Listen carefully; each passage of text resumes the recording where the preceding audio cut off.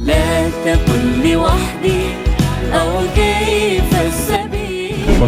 Alhamdulillah, rasanya seperti sudah dijauhkan dari masalah atau ancaman dari ancaman hidup.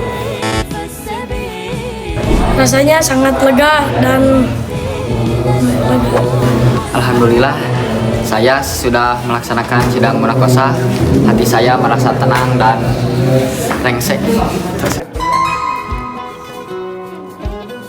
Bagaimana perasaan di sidang munakosa?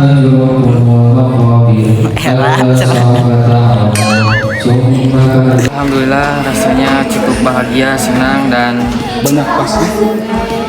tidak eta mah hiji dah lupa karena demam panggung guys.